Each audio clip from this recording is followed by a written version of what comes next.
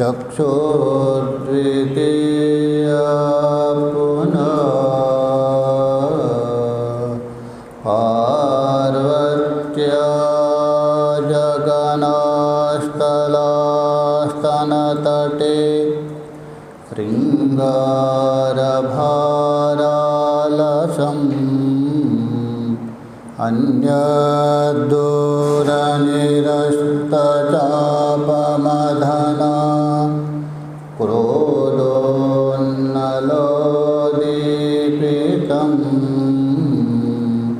शम्भोर्भिन्नरसं समाधिसमये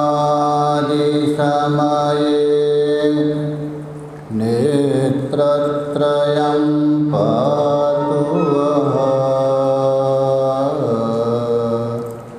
गुरुर्ब्रह्मा गुरुर्विष्णु गुरुर्देवो महेश्वरः गुरुः साक्षात् परं ब्रह्म तस्मै श्रीगुरवे नमः। तस्मै श्रीगुरवे नमः। ॐ शान्ति शान्ति शान्ति। हम लोग योग सूत्र के विभूति पाद को लेकर विचार कर रहे हैं। जो तीसरा पाद है उसमें सबसे पहले योग के अंतरंग साधनों का निरूपण किया, धारण ध्यान समाधि। उसके बाद चित्त के जो तीन परिणाम हैं, मतलब परिणाम हो रहे चित्त, उसको बता दिया। सबसे पहले निरोध परिणाम बता दिया 90वें सूत्र में। युत्तान संस्कार, जो दो प्रकार के संस्कार होते हैं, एक युत्तान दूसरे निरोध। युत्तान संस्कारों का दबना और निरोध संस्कारों का उभरना चित्त में। तभी जो साधक का चित्त है उस समय में निरोध रूप से परिणत हो गया, उसको निरोध परिणाम कहते हैं। और 10वें में भी उसी की व्याख्या किया। 11वें में जाके समाधि परिणाम का निरूपण किया। अनेकाग्रता का तिरोभाव, अनेकाग्रता बोल दो, अनेक आलंबन, अनेक आश्रय। जो चित्त जो अनेक को आश्रय कर रहे उसका तिरोभाव और एकाग्र, एक ही आलंबन है, अपना जो आराध्य है, इष्ट है, तो उसके विषय में चित्त की जो धारा है प्रारंभ होती, तभी उसको बोलते हैं समाधि परिणाम। तीसरा बता दिया एकाग्रता परिणाम 12वें सूत्र में। चित्त में जो समान रूप की ज्ञान, अर्थात समाधि में तो गए आपने एकाग्रता। उसके बाद जो एकाग्रता की वृत्ति है निरंतर, पूर्व वृत्ति नाश, उत्तर की उत्पत्ति नाश, उत्तर ये धारा चलती, तभी चित्त का एकाग्रता परिणाम बता दिया था। यहाँ तक विचार किया था। आगे देखिए सूत्र का उच्चारण शायद हुआ था, दोबारा देख लीजिए। 13 हेतेन भूतेन्द्रियेषु धर्मलक्षणावस्थपरिणामव्याख्यातः।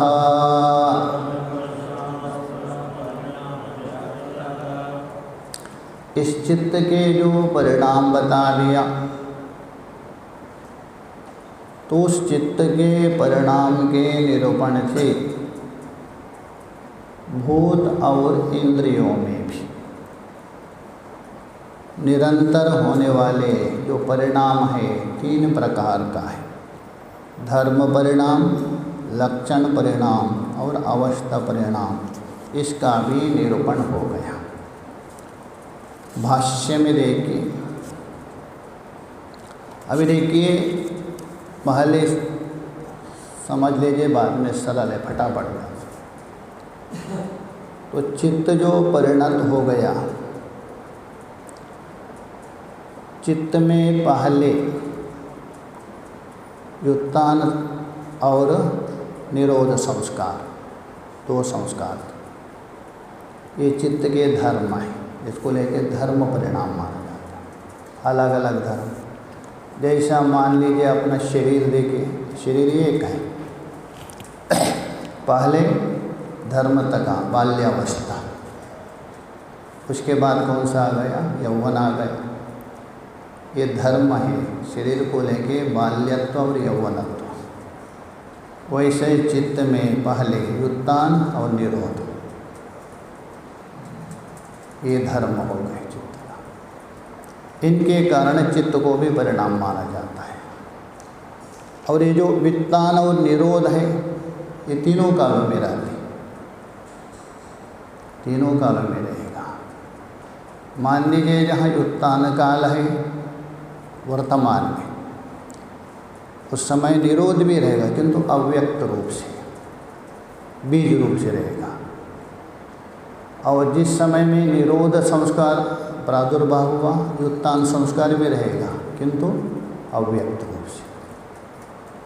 तो इसलिए तीनों कालों में, एक काल में व्यक्त रूप से, अन्य 2 काल में अव्यक्त रूप से। ये 3 परिणत हो रहे, भूत, वर्तमान, भविष्य। इसी का नाम है लक्षण परिणाम काल।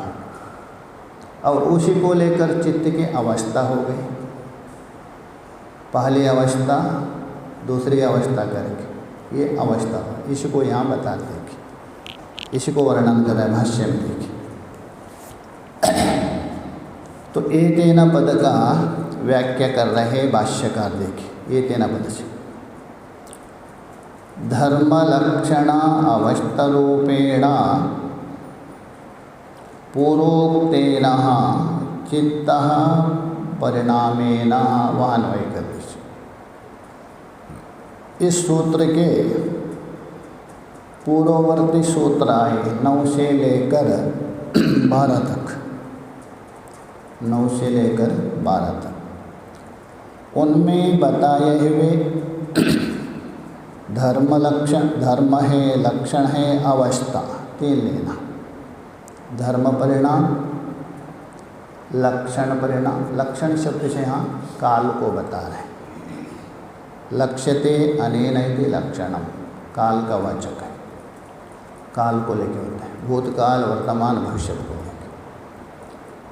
और अवस्था, जैसा धर्म परिणाम हो गया, अवस्था भी परिणत हो गई। तो अवस्था रूप के निरोध समाधि, निरोध रूप, समाधि रूप और एकाग्रता नाम का, ये प्रत्येक क्या है? चित्त परिणाम के माध्यम से। ये देना मतलब धर्म, लक्षण, अवस्था, और उसी के द्वारा निरोध, समाधि और एकाग्रता परिणाम, उस माध्यम से, अतः उसको निमित्त बनाकर भूतेन्द्रियेषु, भूत मतलब पंचभूत लेना, और इंद्रियों में भी ये 3 परिणाम बता दिया। अर्थात चित्त के परिणाम है उसको माध्यम बनाकर, उसको निमित्त बनाकर सूत्रकार ने क्या, ये तीनों परिणामों को संकेत दिया। वही बता रहा, धर्म परिणामो लक्षण परिणामो अवस्थ परिणामश्च उक्ता वेदितव्य एतेना वेदितव्य। इससे समझना, किससे, 9 से लेकर 12वें सूत्र तक सूत्रकार ने ये जो बता दिया किसका परिणाम है, चित्त का है, उससे भूत और इंद्रियों का भी लेना। केवल भूत और इंद्रिय नहीं, उपलक्षण लेना। पुरुष को छोड़ करके, पुरुष को छोड़ करके सारा परिवर्तनशील है। पुरुष क्या है, असंग है ना, कूटस्थ है, बाकी सब उपलक्षण लेना। इनके मत में सारा परिवर्तनशील है। वेदितव्य बोल तो ज्ञातव्य, जानना चाहिए। इसी बात को ये 3 जो बता दिया ना, धर्म लक्षण परिणाम, अवस्था लक्षण परिणाम और लक्षण परिणाम, तीनों को घटा के दिखा रहे हैं। बस ये 2 को पकड़ दीजिए, सरल है, कुछ नहीं। उत्थान और निरोध, इसको लेके बोल रहे हैं। उत्थान संस्कार, निरोध संस्कार, ये किसके धर्म है, मन के हो गए, इसलिए धर्म परिणाम। और इनका काल को लेकर लक्षण परिणाम होगा, दोनों एक काल में नहीं रहेगा। और धर्म और लक्षण अलग होने से अवस्था भी अलग हो जाती है। ये अवस्था है, इसी को बता रहे, देखिए उसी को ही स्पष्ट करके दिखा रहे। धर्म लक्षण जो अवस्था लक्षण है उसी को ही समझा रहे, देखिए स्पष्ट करके।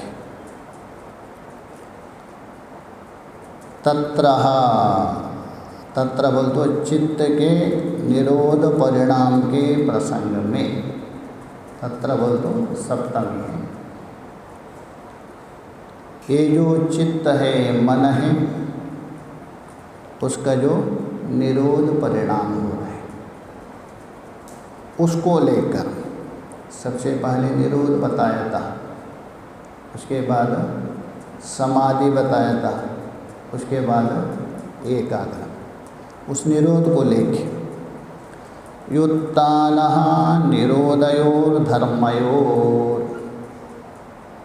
2 धर्म होते हैं, एक उत्तान धर्म और दूसरा निरोध। उत्तान धर्म मतलब व्यवहार काल में जो साधक के चित्त में जो संस्कार बनते, इसी का नाम है उत्तान का। वो किसका धर्म है, चित्त का धर्म है। ये बोला उत्तान निरोधा, और साधन में जिस समय में प्रविष्ट हो जाता है उन संस्कार को क्या करता है, निरोध करता है, तभी चित्त निरोध रूप में परिणत हो गया। यही बता रहे, युत्तान निरोधयोर धर्मयोर अभिभव प्रादुर्भावो, एक का अभिभव और दूसरे का प्रादुर्भाव। उत्तान संस्कार का अभिभव और प्रादुर्भाव किसका है, निरोध संस्कार का। मतलब व्यावहारिक संस्कार दब जाते हैं और साधना में जो संस्कार उत्पन्न होते हैं उसका प्रादुर्भाव होता है। ये उत्तान संस्कार रूपी धर्म का निरोध और प्रादुर्भाव का संस्कार रूपी ये धर्म का आविर्भाव है। यही वहाँ अन्वय धर्मिणी धर्म परिणामा। धर्मी कौन हो गया, चित्त, वो चित्त धर्मिणी, उसका ये धर्म परिणाम है। अर्थात ये 2 धर्म आए ना चित्त में, कभी उत्तान संस्कार आ गया और कभी निरोध संस्कार। ये धर्मों के द्वारा चित्त में परिणाम आना, चित्त में स्वतः नहीं, धर्म के कारण। जैसा लोक में भी देखे, किसी ने पहले लाल वस्त्र धारण किया और उसके बाद दूसरा वस्त्र धारण किया, अंतर हो गया ना, धर्म सफ़ेद। वैसे तो धर्म परिणाम। आगे लक्षण परिणाम बता रहे थे कि दूसरा धर्म समझ गए ना, लक्षण। लक्षण का मतलब काल लेना। लक्षण परिणामश्च, और लक्षण परिणाम को बताए जा रहे हैं। त्रिलक्षण निरोध, निरोध त्रिलक्षण। ये निरोध नाम का संस्कार है ना, निरोध नाम का संस्कार ये त्रिलक्षण वाला है। त्रिलक्षण बोल तो 3 स्थिति वाला अथवा 3 काल वाला, तीनों कालों में रहेगा। यह लक्षण का मतलब है काल लीजिए अथवा स्थिति। टीकाकारों ने काल लिया। लक्ष्यते अनेन लक्षणम काल भेदा। लक्षण का अर्थ काल भी। वो आपका लक्षण नहीं, पृथ्वी के लक्षण क्या है? गंधवत्व, वर्त नहीं, यहाँ काल का भेद है। तो निरोध 3 है। कौन? अतीत, अनागत, वर्तमान काल वाला होता है। अतीत काल में भी रहेगा, वर्तमान काल में भी रहेगा और अनागत में भी रहेगा। हाँ, इतना अंतर है, यदि आप साधक अवस्था में हैं तभी वो निरोध संस्कार क्या होगा? वर्तमान रहेगा। निरोध संस्कार क्या होगा? वर्तमान। और अतीत और अनागत अव्यक्त रहेगा, दबते रहेगा। आगे दृष्टांत देंगे स्वयं भाष्य का। जैसा मान लीजिए किसी के मन में क्रोधाकार वृत्ति बनती। कौन सी? क्रोधाकार। क्या उस समय में काम और मोह आदि नहीं रहता? क्या नहीं रहता है? बाद में आएगा कहाँ से? उस समय में काम है, मोह है, सब रहेगा। किंतु क्रोधाकार वृत्ति है वर्तमान में प्रकट हो गई, अन्य दो न्यग भाव दबे। समय आने पर क्रोध शांत हो गया, तभी कामाकार वृत्ति बनेगी, मोहाकार वृत्ति नष्ट नहीं होती। वैसे ही यहाँ बता रहे हैं। त्रिलक्षण बोल तो अतीत, अनागत और वर्तमान काल वाला होता है। कौन? निरोध। त्रिभिर अध्वभिर युक्ता, उसी का ही स्पष्ट कर रहा है। त्रिभिर अध्वभिर युक्ता, त्रिलक्षण का ही अर्थ है। अर्थात ये जो निरोध संस्कार है वो 3 अध्व, अध्व का मतलब तीनों काल अथवा तीनों स्थिति में युक्त होता है। तीनों कालों में रहेगा। यद्यपि अध्व कहते हैं मार्ग को, या स्थिति लेना अथवा काल, तीनों कालों में रहेगा। क्योंकि ये सांख्य और योगों का सिद्धांत है, सारा परिवर्तन गुणं चलम, ये स्थिर नहीं रहता है, परिवर्तन रूप से रहता है। इसलिए उसको बोलते हैं परिणाम नित्य। 2 नित्य मानते हो। प्रकृति और प्रकृति का कार्य है परिणाम नित्य है, सांख्य पड़े हो गया। पुरुष है कूटस्थ नित्य मानते, जगत को मिथ्या नहीं मानते, वो नित्य मानते। वैज्ञानिक लोग यही मानते हैं ना, वैज्ञानिक लोग भी शायद परिणाम रूप में रहता है बोलते। इसलिए परिणाम नित्य ये हो गया प्रकृति और सारा कार्य, और पुरुष हो गया कूटस्थ नित्य। इसलिए तीनों कालों में रहते। हाँ, भिन्न रूप में रहेगा, नष्ट नहीं होता उनका। तो ये बता रहे सखलो प्रथमम, स शब्द से लेना निरोध लेना। जो 3 लक्षण वाला कौन निरोध संस्कार। अब देखिए फिर 2 को लेके चलेगा, उसको ख्याल रखें। स शब्द से लेना 3 लक्षण। 3 लक्षण मतलब भूत, वर्तमान, भविष्य काल में रहने वाला, ये लेना लक्षण। स खलु वह त्रिलक्षण निरोध। प्रथमम पहले, अनागता लक्षणम अध्वानम, जो अनागत अर्थात भविष्यत काल वाली स्थिति को, भविष्यत काल वाला जो स्थिति आगे जाके स्थित होगा उसको हित्वा, उसको त्याग करके, भविष्यत काल को त्याग करके। और धर्मत्वम अनतिक्रांतः, उसका धर्म कौन है? निरोध में कौन सा धर्म रहेगा? निरोधत्व धर्म। घट में घटत्व, पट में पटत्व। किंतु निरोधत्व धर्म को नहीं त्यागेगा वो, तो रहेगा ही। भविष्यत काल है उसको तो त्याग दिया उन्होंने, किंतु निरोधत्व धर्म को नहीं त्यागा। अच्छा, भविष्यत काल में किसको त्यागा? व्यक्त रूप। 2 है ना, एक व्यक्त रूप, एक अव्यक्त। इसलिए उसका व्यक्त रूप को त्याग दिया। तो ये बता रहे हैं अनागत या भविष्यत काल वाला स्थिति को हित्वा, त्याग करके। धर्मत्वम अनतिक्रांता, किंतु निरोधत्व रूप जो धर्म है उसको अनतिक्रांत। अनतिक्रांत का मतलब, अतिक्रांत का मतलब छोड़ देना, अनतिक्रांत का मतलब नहीं छोड़ता हुआ। वर्तमान लक्षणम प्रतिपन्ना, वर्तमान काल में स्थित हो जाता है। कौन? निरोध संस्कार है। निरोध संस्कार कभी रहेगा साधक में? जिस समय में साधना में बैठे, वो वर्तमान काल। और भविष्यत काल को त्याग दिया, वर्तमान काल में स्थित है। और वो भी लेना अपना पूर्व काल भी, किंतु भविष्यत काल में हो अथवा भूतकाल में हो, त्याग तो दिया किंतु निरोधत्व धर्म को नहीं त्यागा। उस समय में कैसे रहेगा?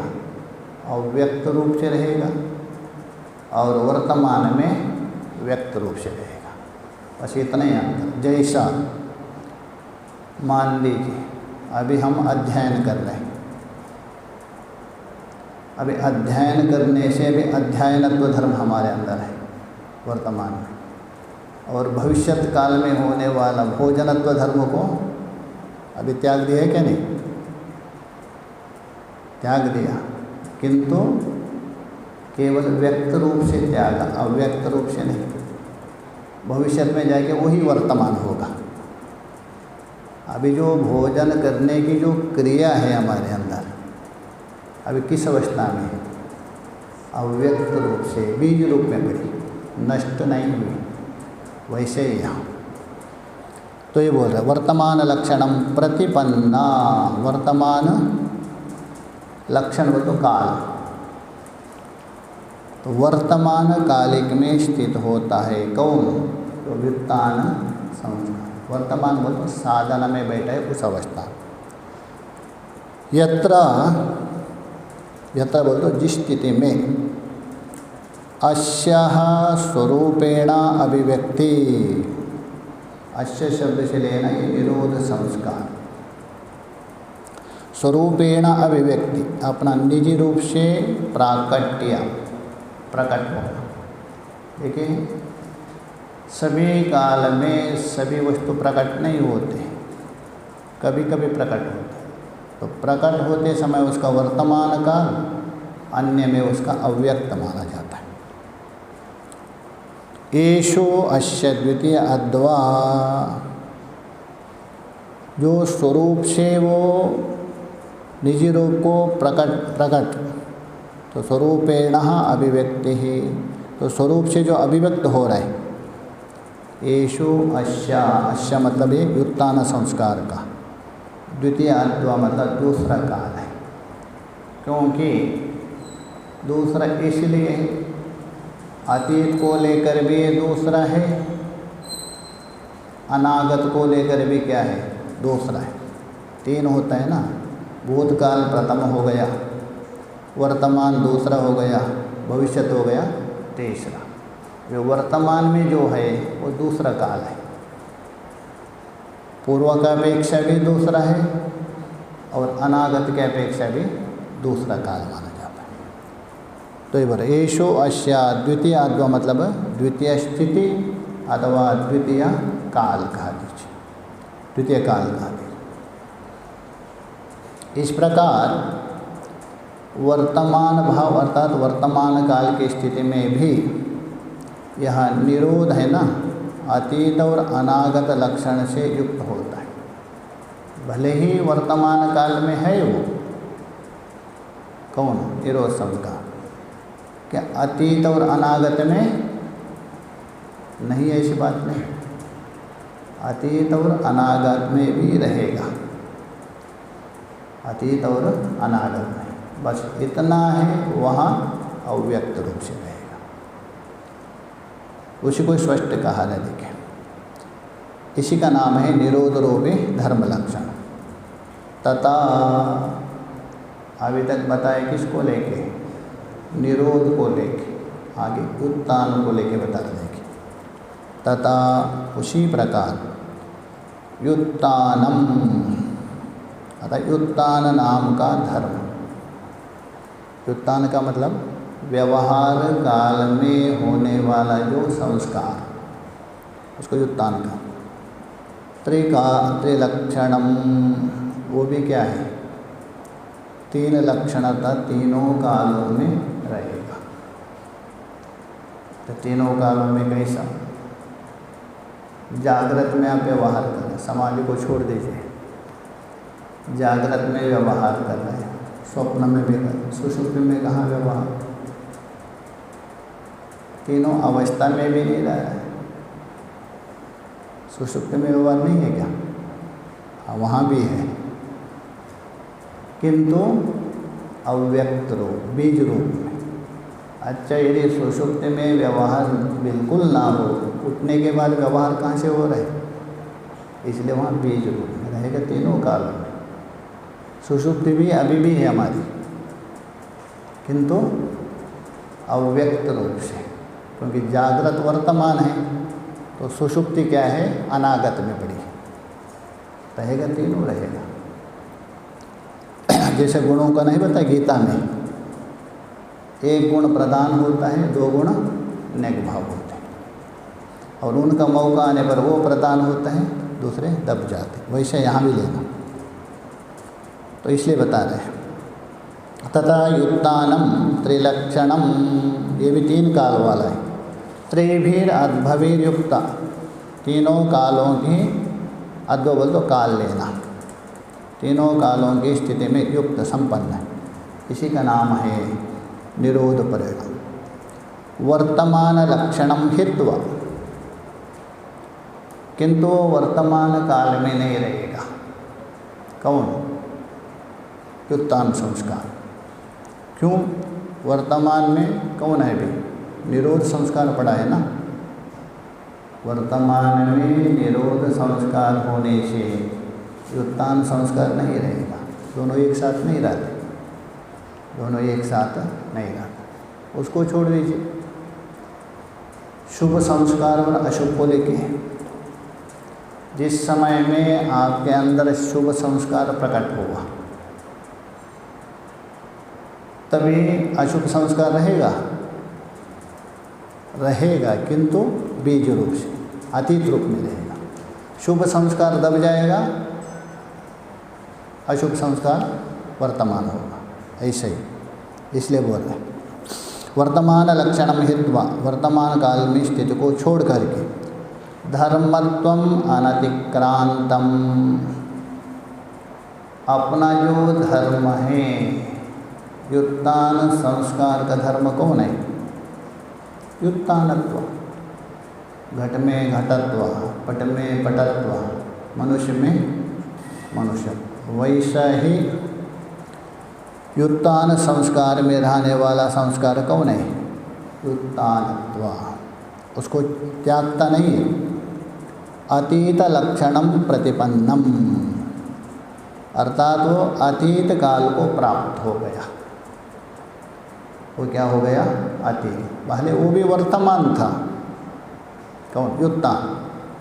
जैसे साधक साधन में प्रविष्ट हो गया, तभी क्या उसके अंदर निरोध संस्कार उत्पन्न हो गया, तो व्युत्थान क्या हो गया? अतीत हो गया। जैसे कोई मंडलेश्वर, पहले मंडलेश्वर थे, उसके स्थान में कोई दूसरे आ गए, तभी वो क्या हो गए? भूतपूर्व हो गए, अतीत। तो ये बता रहे हैं अतीत लक्षणम प्रतिपन्नम, अतीत काले भाव को प्राप्त होता है। कौन? व्युत्थान संस्कार। एषो अस्या तृतीयो अध्वा, ये जो व्युत्थान का ये तीसरा कालिक है, तो तीसरी स्थिति। देखिए निरोध की स्थिति कौन सी थी? दूसरी बता दिया, और इसका तीसरी है। क्यों? किस काल में बैठा है? अतीत में बैठा है ना, तो वर्तमान और अनागत की अपेक्षा ये तीसरा काल हो गया। निरोध संस्कार किस अवस्था में था? वर्तमान में था, इसलिए वो उसकी दूसरा काल है। अतीत की अपेक्षा भी दूसरा है, अथवा अनागत की अपेक्षा ही दूसरा काल, क्योंकि बीच वाला है ना, वो इधर भी जाएगा उधर भी। और व्युत्थान संस्कार क्या आपका बीत गया ना? अभी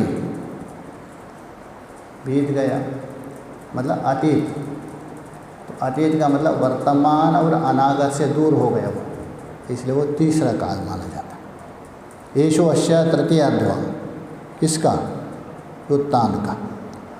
अनागता वर्तमानाभ्याम लक्षणाभ्याम च न वियुक्ता। मान लीजिए कोई साधक साधना में लगा है अपना आराध्य में, तभी उसके व्यावहारिक संस्कार क्या हो गए? दब गए। और कौन से संस्कार प्रकट हो गए वर्तमान में? निरोध संस्कार। क्या उस समय में, किस समय में? ध्यानस्थ जो है उस समय में ध्यान कर रहे, निरोध संस्कार जब उस समय में, व्युत्थान संस्कार समाप्त नहीं होता है, वो भी पड़े रहता है, किंतु बीज रूप से। इसलिए हम बता देंगे अनागता वर्तमानाभ्याम लक्षणाभ्याम, अनागत कालिक और वर्तमान कालिक है, उससे रहित नहीं होता है, वो पड़े रहता है। हाँ, समय आने पर कब तक पड़े रहेगा वो?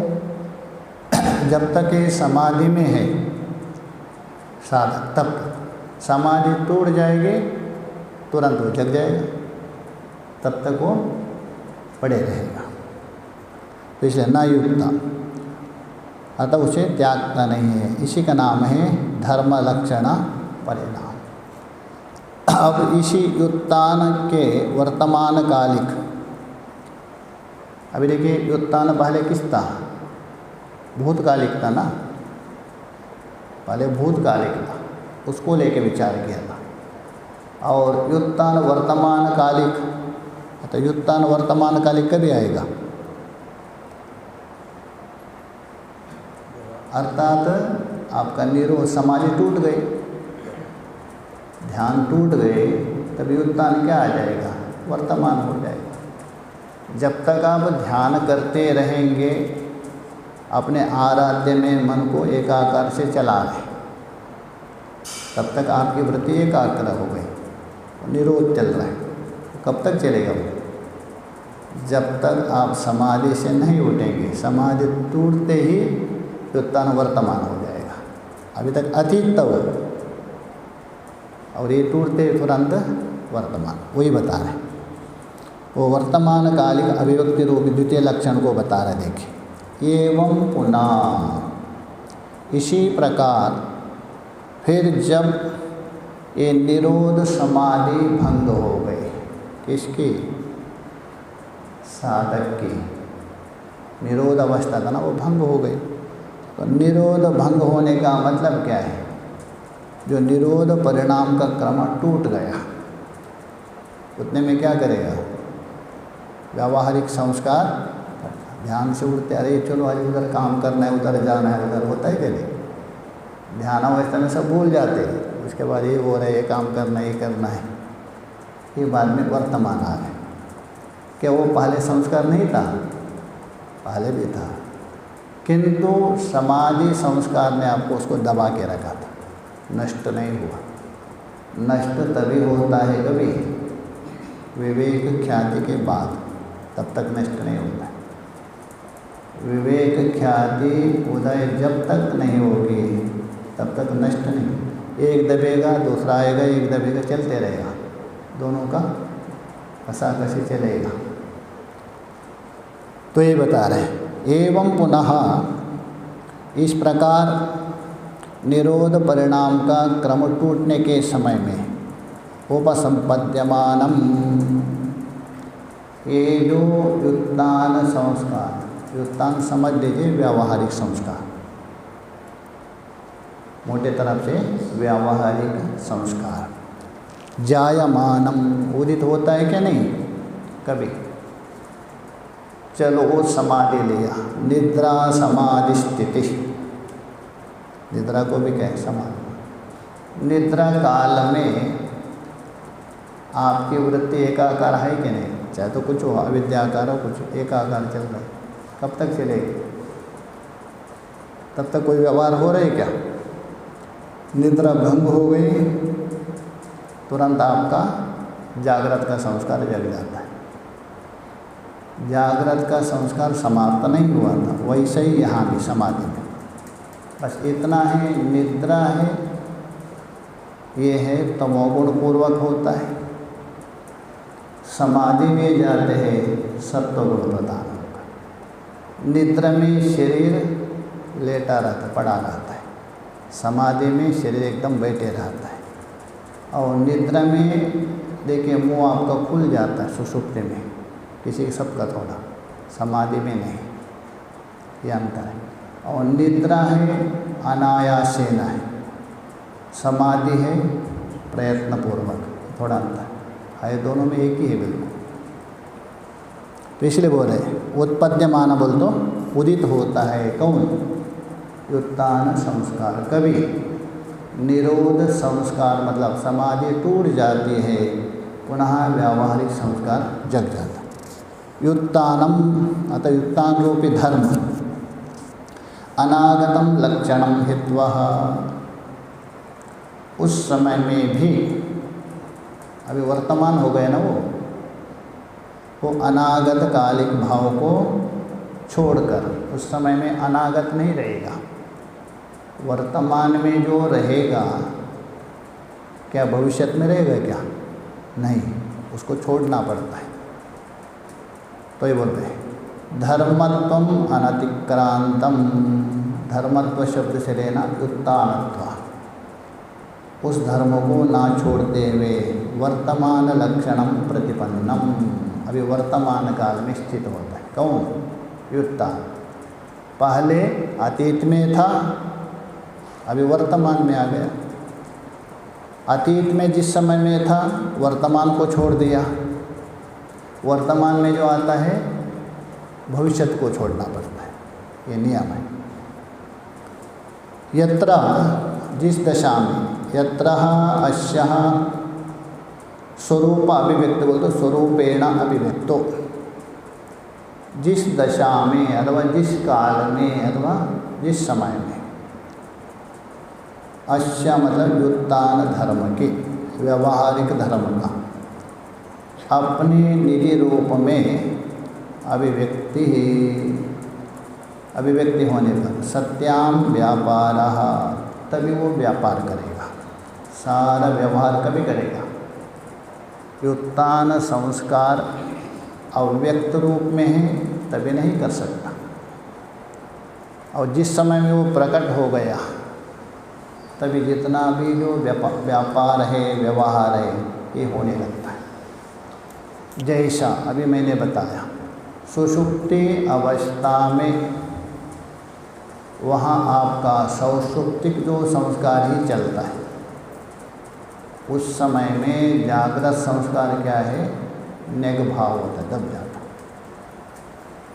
और जगते समय जागृत संस्कार क्या है, प्रादुर्भाव होता है। उसके बाद स्नान करना, भोजन करना, घूमना, ये व्यापार होता है। जब तक जगेगा नहीं तब तक नहीं होगा, ये बोलो। अभिव्यक्ति व्यापार अर्थात स्वरूपता अभिव्यक्ति होने पर वर्तमान कालिक सारे कार्य होने लगते हैं। किससे? उत्तान संस्कार। देखिए, संस्कार के बिना कोई भी व्यक्ति कुछ भी कार्य नहीं कर सकता, क्योंकि उसके अंदर संस्कार रहता, उसके वशात कोई प्रवृत्ति क्यों हो रहा है, उसके अंदर संस्कार है, वही प्रवृत्ति ले जाता है कोई भी कार्य। तो ये बता रहे हैं, येषु अस्यः द्वितीय अद्वा। अभी जो उत्तान संस्कार का पहले कौन सा था, तीसरा था। पहले तो तीसरा था, अभी ये है दूसरा। वर्तमान में आ गए ना अभी, तो दूसरे में आ गए। अद्वा बोल तो दूसरा काल है, दूसरा बोल तो वर्तमान का। देखिए, यद्यपि काल तीन नहीं है, एक है, किंतु समझाने के लिए वह तीन माना है। बीता हुआ काल है वो पहला, वर्तमान है दूसरा, आने वाला तीसरा, समझाने के लिए, नहीं तो एक ही। येषु अस्य द्वितीयाद्वा अतीता अनगताभ्याम लक्षणाभ्याम नाम मुक्ति। उस अवस्था में वर्तमान काल में भी जो अतीत और अनागत है उनको त्यागता नहीं है। तो कहने का मतलब है, चाहे तो किसी भी काल में हो, अपना स्वरूप को नहीं त्यागता। बस इतना अंतर है, समझ लीजिए। वर्तमान काल में वो व्यक्त रूप से रहेगा और अनागत आदि में अव्यक्त रूप से, बस इतना ही, त्यागता नहीं। एवं पुनः निरोधा, इसी प्रकार पुनः निरोध, व्युत्थान निरोध, निरोध व्युत्थान, ये चलते रहेगा चक्र। समाधि में गए निरोध संस्कार, समाधि टूट गए व्युत्थान, दोबारा समाधि गए, बस गोल। जागृत सुषुप्ति, जागृत पुनः सुषुप्ति, ये चक्र चलते रहेगा। कब तक? अपवर्ग पर्यंत, ऊपर से जोड़ दीजिए, जब तक मुक्त नहीं होगा ये चक्र घूमते रहेगा। अपवर्ग कभी विवेक ख्याति उदय तक ये घूमते रहेगा। पहले व्युत्थान, व्युत्थान के बाद निरोध संस्कार, समाधि कब तक लगाएंगे आप? टूट जाएंगे तो दोबारा व्युत्थान, उसके बाद दोबारा समाधि, इस प्रकार चलते रहेगा, तीनों कालों में रहेगा। तथा यहाँ तक आपका दो परिणाम बताया, धर्म परिणाम और लक्षण। ततः उसी प्रकार निरोध परिणाम के दशा में अवस्था परिणाम भी होता है। मतलब धर्म परिवर्तन हो गया और समय परिवर्तन, तो अवस्था भी क्या होती है, परिवर्तन हो ही जाती है। बाल्यत्व धर्म हो गया, वो परिवर्तन हो गया, यौवनत्व आ गया, तभी आपकी अवस्था भी क्या है, परिवर्तन हो रहा धर्म को लेकर। तो ये बता रहे हैं अवस्था परिणाम भी। तत्र निरोध क्षणेषु निरोध संस्कारः,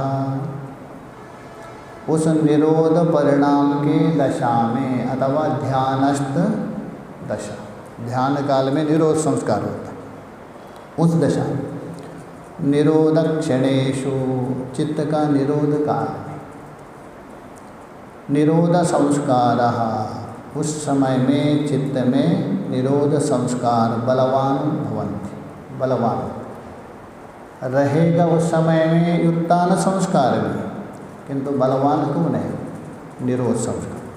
और उत्तान काल में निरोध संस्कार रहेगा वहाँ भी, किंतु बलवान क्यों नहीं, उत्तान रहेगा। भवन्ति बलवंतो भवन्ति, तो बलवान होते हैं, प्रबल होते हैं। उत्तान संस्कारः दुर्बल, और व्यावहारिक संस्कार दुर्बल होते हैं। किस समय में, ध्यान काल में, समाधि काल में, साधक के अंदर जो निरोध संस्कार उत्पन्न उस अवस्था। तो ये बता रहे उत्तान संस्कार दुर्बला इति एषा धर्माणाम, ये जो धर्माणाम बोलते निरोध रूप तथा उत्तान रूप धर्म का ये धर्म है, निरोध धर्म है और उत्तान धर्म है। ये किसके धर्म है, चित्त के, पुरुष के नहीं। निरोध काल में निरोध धर्म आएगा, उत्तान काल में उत्तान धर्म आ जाएगा।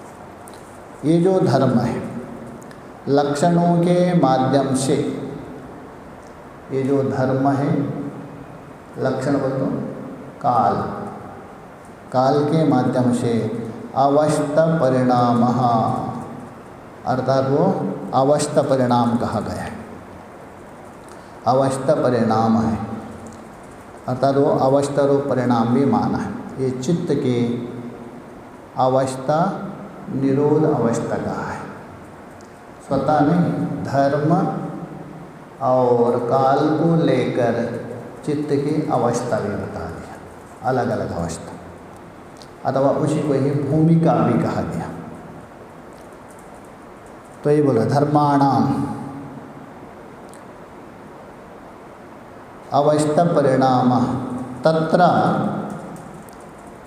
तत्र बोल तो इस प्रसंग में ज्ञातव्य यह है, यहाँ कुछ विशेष ज्ञातव्य बता रहे हैं भाष्यकार। तत्र धर्मिणः धर्मे परिणामः, धर्मी कौन हो गया, चित्त।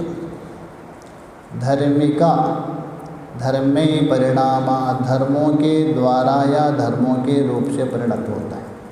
चित्त स्वतः नहीं, चित्त जो परिणत हो रहे किस रूप से, धर्म के साथ। आपका चित्त कभी उत्तान रूप धर्म से परिणत हो गया और कभी निरोध रूप से, व्यवहार यदि कर रहे चित्त उत्तान रूप से परिणत हो गया, ध्यानस्थ हो गए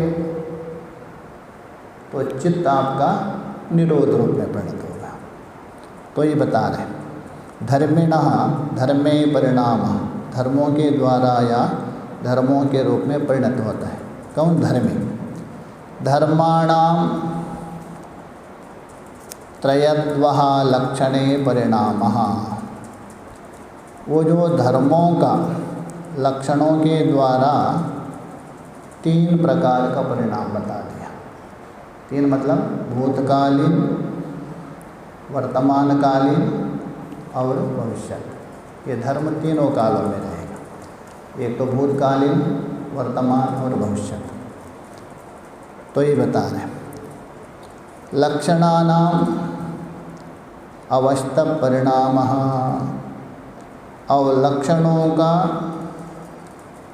अर्थात कालों का वो अवस्था रूप से परिणाम आए थे। देखिए धर्मों का परिणत हो गए किस रूप से, लक्षण रूप से, एक दूसरे का पूरक है। धर्म है वो लक्षण रूप से परिणत हो गया। धर्म कौन है, उत्तान और निरोध, ये धर्म हो गया। और उनका भी तीनों कालों में रहता है, भूत, वर्तमान, भविष्य, ये लक्षण परिणाम हो गया। तो लक्षण परिणाम को लेकर चित्त की अवस्था भी अलग हो गई, एक व्यावहारिककालीन चित्त, एक ध्यानकालीन चित्त, तो एक दूसरे का पूरक हो गया। तो ये बता रहे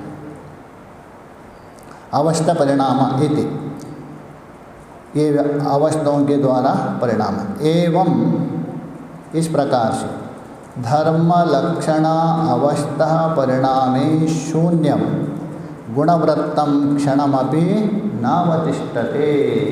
निचोड़ करके बता रहे हैं भाषा। एवं तो इस प्रकार धर्म है, लक्षण है, अवस्था परिणाम से शून्य, इन तीनों से रहित, तीनों से रहित, कोई ना कोई एक अवश्य रहेगा, इनसे रहित।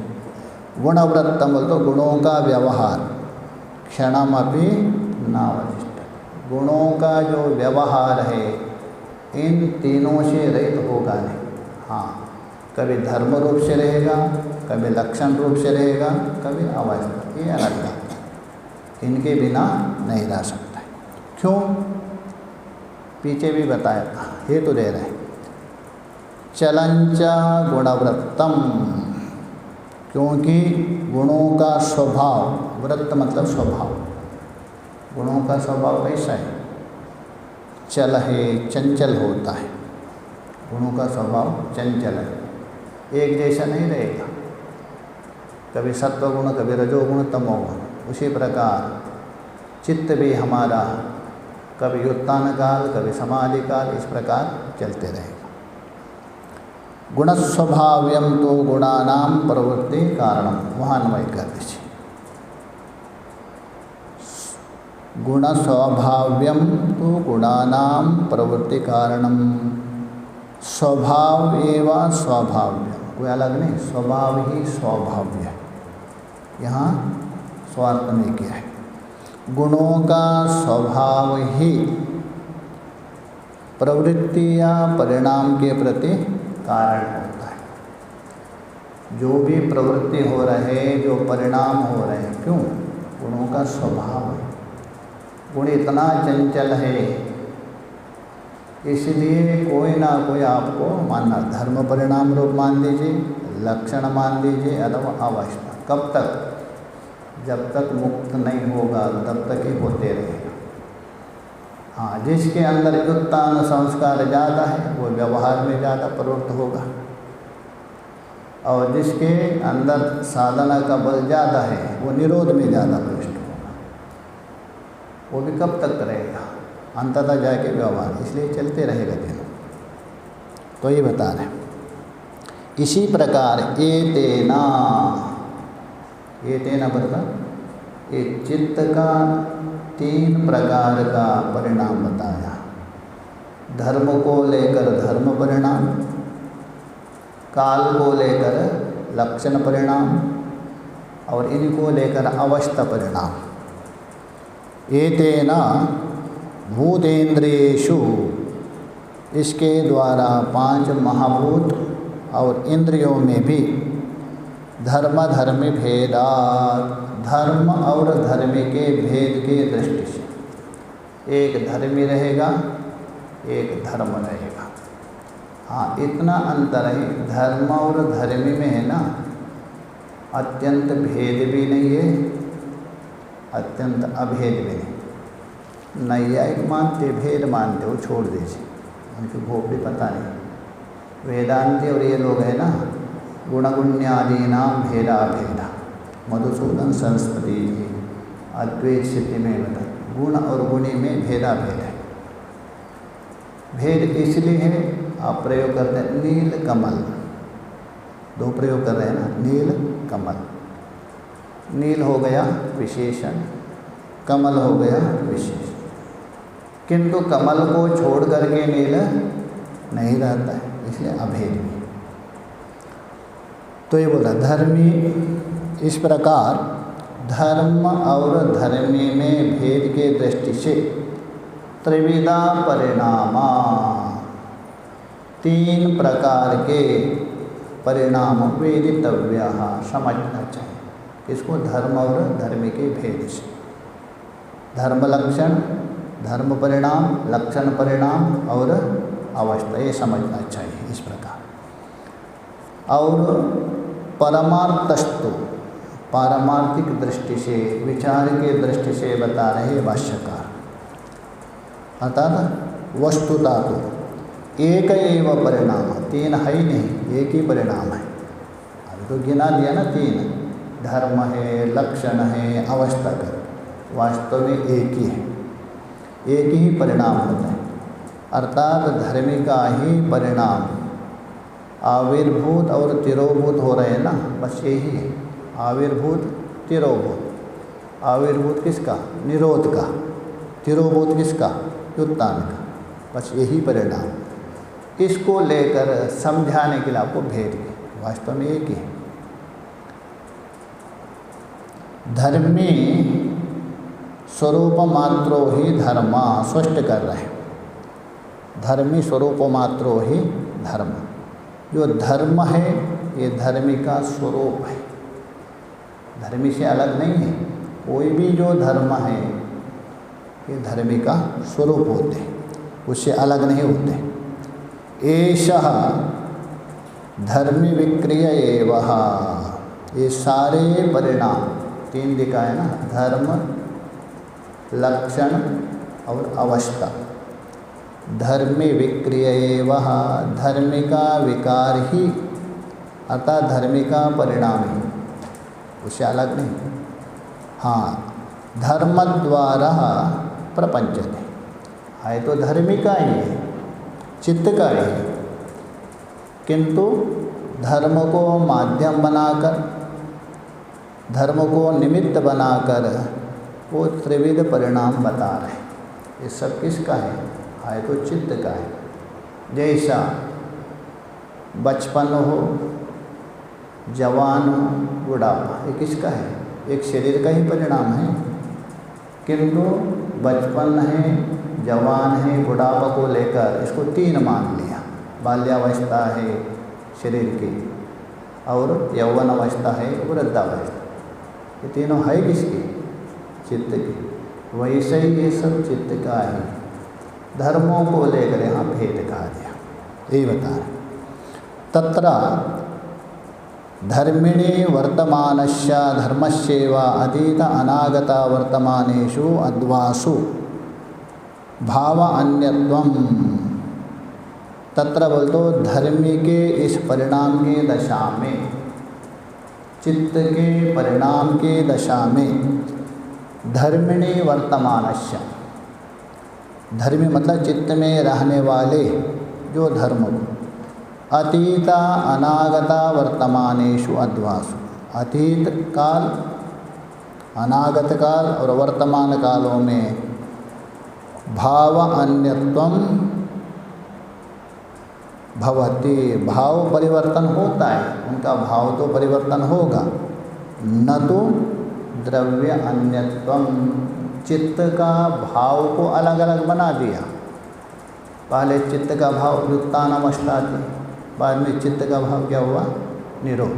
किंतु चित्त को परिवर्तन नहीं किया। जैसा मान लीजिए, दृष्टांत देंगे हम, जैसा सोना है, सोना से आपने हार बना दिया